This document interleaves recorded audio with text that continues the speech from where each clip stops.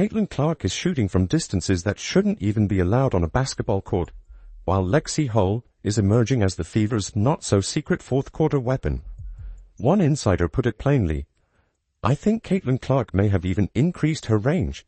She is shooting the deep ones like they are nothing." In their final preseason game, the Fever completed a perfect 3-win, 0-loss sweep, but not without drama. A worrying injury to a key player, and surprising comments from their Atlanta Dream opponents. From stunning performances to unexpected outcomes, here's the full story behind Indiana's perfect preseason finale at Atlanta. If you're excited for the season to start, comment "I've got the Fever" down below. Did you know Caitlin Clark almost didn't play in the Fever's final preseason game? Just less than 24 hours before tip-off against the Atlanta Dream, Fever fans were glued to their phones, refreshing social media feeds for updates. The news shocked everyone. Clark had collided with a practice player during the team's final workout, hitting the same leg that was previously strained. Picture this moment. The Fever medical staff rushing to evaluate their star rookie while the team's perfect preseason record hung in the balance. 2 wins, 0 losses, and now their star player was sitting on the sideline with an ice pack. Fans started wondering if this was a sign of things to come. If the pressure of professional basketball was already taking its toll, the team's medical staff worked through their assessments while social media exploded with speculation. Would Clark miss her final preseason opportunity? Would this impact her availability for the regular season opener? The questions multiplied with each passing minute. Then came the announcement that sent waves of relief through the Fever fan base. Clark was cleared to play. She wouldn't just participate, she'd start the game. The injury scare suddenly became a footnote rather than a headline. From the opening minutes, it was clear Clark wasn't holding anything back. She launched shots from distances that made defenders look completely helpless. Sports Illustrated WNBA analyst Robin Lundberg noticed something even more impressive, writing on X, "I think Caitlin Clark may have even increased her range. She is shooting the deep ones like they are nothing." One particular three-pointer from near the logo reminded fans of her iconic shot a week ago at Iowa. The Atlanta defenders could only watch as the ball arced high and dropped perfectly through the net. This wasn't just a player testing the waters of professional basketball. This was Caitlin Clark announcing her arrival. By game's end, Clark had overcome the pre-game injury concern to post an impressive stat line. 13 points, 7 assists, and 6 rebounds in just 23 minutes of play. As the final buzzer sounded on the 81-76 victory over Atlanta, the Fever had accomplished something special. A perfect 3-win, 0-loss preseason sweep. What started with a moment of concern ended with rising expectations for what this team might achieve when the games really start to count. With a close game heading into the fourth quarter, an unexpected hero emerged for Indiana. And her name wasn't Caitlin Clark.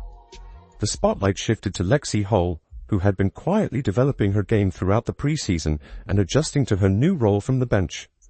Let's remember that last year, Hull started the final stretch of the year and became a reliable offensive and defensive weapon during that stretch, even becoming the hottest three-point shooter in the league during that time. However, because of the new All-Star free agent additions, Hull has graciously started coming off the bench this season. If there was something different about her during this game, there was a confidence in her step, a certainty in her movements that caught everyone's attention. This wasn't the same player we'd seen before.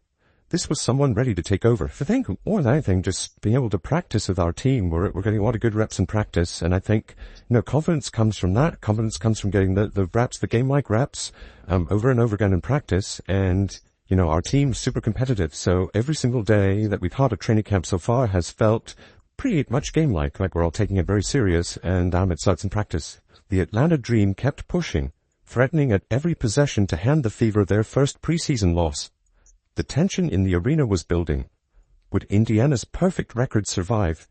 That's when Hull took matters into her own hands. When Indiana needed scoring most, Hull delivered with remarkable efficiency. She found lanes through defenders that didn't seem to exist. She pulled up from mid-range jumpers with defenders in her face like they weren't even there. One particularly impressive play saw her split 2 Dream defenders before finishing with a smooth layup at the rim. Her impact went beyond just scoring. Hull's defensive intensity created havoc for Atlanta's offense, leading to turnovers and fast break opportunities. Her court awareness put teammates in perfect positions for easy buckets. The Dream simply had no answer for Hull's determined play down the stretch. After the game, Coach Stephanie White revealed insights about Hull's development that explained everything we had just witnessed. "When you accept your role, as Lexi does, you can't allow it to put you in a box, right?" White said, highlighting how Hull had embraced her responsibilities while continuing to expand her game. Lexi's playing with such a high level of confidence. You saw that the second half of last season, her starting to grow into that. I think you saw it a lot, in Unrivaled as well. It unlocked, I think, a little bit of creativity. I think sometimes when you're a young player in this league, when you accept your role as Lexi does, you can't allow it to put you in a box, right? Your role can change throughout the course of a season, your role can change throughout the course of career. White pointed to the growth in Hull's creativity and the team's increasing trust in her decision-making. "She's done a really good job of putting herself in position for that," the coach added, clearly pleased with Hull's evolution. For her part, Hull credited the competitive practice environment for her fourth-quarter heroics. "Confidence comes from getting the reps, the game-like reps, over and over again in practice," she explained. Her experience winning a championship in the unrivaled 3-on-3 league had also sharpened her defensive skills and one-on-one play. By the final buzzer, Hull had transformed from role player to game changer, scoring 11 of her 14 points in that crucial fourth quarter to secure the win. The official stats tell the story. Hull's scoring efficiency under pressure helped close out the game when the Fever needed it most. Her performance wasn't just impressive, it potentially changes the entire dynamic of the Fever's rotation heading into the regular season. With the emergence of Hull as a reliable clutch performer off the bench, the Fever suddenly look much deeper than many expected. In just one game, Hull may have transformed from a key contributor to an exclamation point in Indiana's quest to make noise in the upcoming season. The game wasn't without its tense moments, including one that showed a side of Caitlin Clark fans always pray they don't see. Midway through the second quarter, Clark found herself at the center of attention for something other than her amazing shooting. She picked up a technical foul that revealed just how competitive she really is. Picture this. Clark attempts a bounce pass that gets intercepted by the Dream, leading to a quick fast-break layup by Atlanta's Brianna Jones. Clark clearly thought there should have been a foul called on the play. Her frustration boiled over immediately, and she threw the ball against the stanchion of the hoop after Jones scored. The referee didn't hesitate. Technical foul on Clark, her first of the preseason. What happened next speaks volumes about the chemistry already forming on this Fever team. Sophie Cunningham, known for her own fiery competitiveness, quickly stepped in as the voice of reason.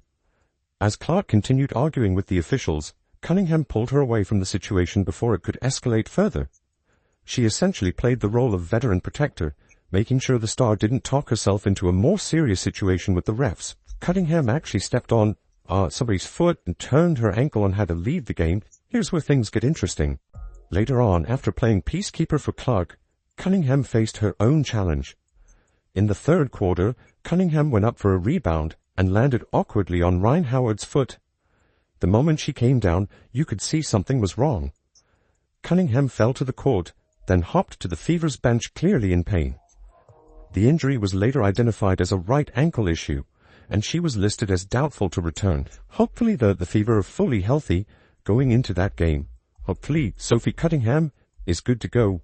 In that game, I know she was seen in a walking boot afterwards, but that's typical. It clearly wasn't a serious injury, but it doesn't mean it's going to be healthy a week from today either. Fever fans held their breath. Would this injury impact the team's regular season plans? Coach Stephanie White provided some relief in her post-game comments, sharing that Cunningham herself said, "I'll be fine." White mentioned that Cunningham was already getting into a cold tub after the game, suggesting the team was taking immediate steps toward recovery. Still, no immediate testing was done on the ankle, leaving some uncertainty heading toward the season opener. Despite these moments of tension and concern, the game also featured remarkable displays of sportsmanship that remind us what makes certain teams special. Before and after the final buzzer, players from both teams shared genuine moments of respect. Hugs and conversations between competitors showed that fierce competition on the court doesn't prevent real connection off it. One particularly meaningful exchange caught on camera was between Clark and Brittney Griner. Though they barely shared court time during the game, The two stars embraced warmly afterward. Fans noticed and appreciated this moment, with one commenting, "Great respect from Clark and Griner." These small gestures matter in building the culture of the league. The technical foul moment revealed both Clark's intense competitive drive and the team's protective chemistry. We saw a player who cares deeply about winning and refuses to back down, alongside veterans who know when to step in and guide that passion.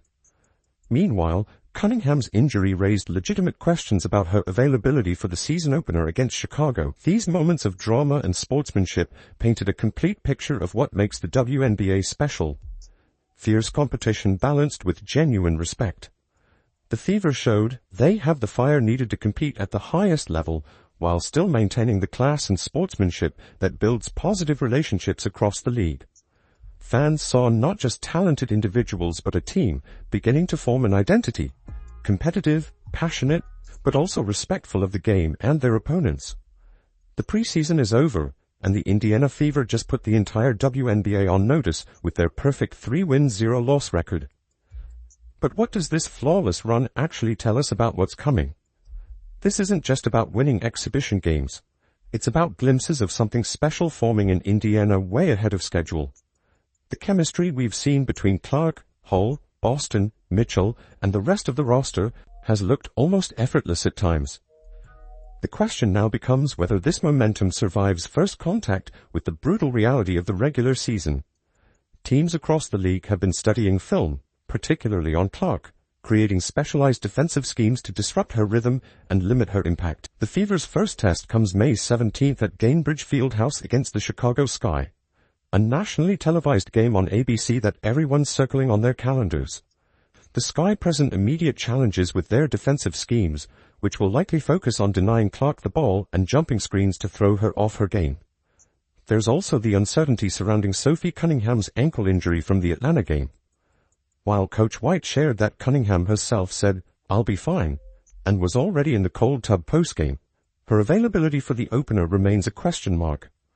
Her attitude speaks volumes about this team's resilience, though. Sophie's so fun to play with. She has a different energy about her, something you can't teach, something you can't tell people to act like, because you either have that or you don't, and be able to play with her, you feed off of that, and she feeds off the crowd feeds off her, so it's super fun, and I'm very grateful to get to play alongside her. One of the most intriguing developments has been the connection between Clark and Hull. Their chemistry against Atlanta showed flashes of what could become one of the league's most dangerous offensive combinations. What makes this Fever team truly special isn't just their star power, it's the emerging depth. Hull's development exemplifies this perfectly. The role players are proving they belong on the big stage, creating a rotation that might be deeper than anyone expected heading into the season. The Fever still need to clean up certain areas. Coach White emphasized they're starting to really build layers into our attack offensively and our coverages defensively, suggesting there's still significant growth potential. The growth process or the growth edge for young competitive players is how you channel your energy. Right? Like Tamika Catchings was the same way as a young player.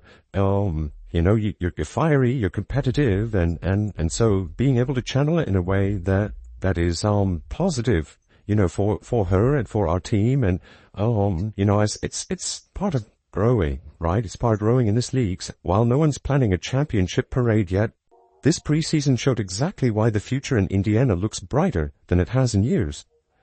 The foundation is clearly in place for something special to happen, perhaps sooner than anyone anticipated.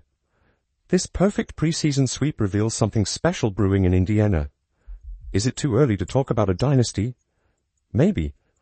But the pieces are there. The star power of Clark, the emerging confidence of Hull, and chemistry that usually takes years to build. When the Fever face the Chicago Sky on May 17th at Gainbridge Fieldhouse on ABC, they'll carry more than just momentum. They've faced adversity together, injury scares, technical fouls, tough moments, and came through unscathed. The real question isn't whether this Fever team will make noise in 2025.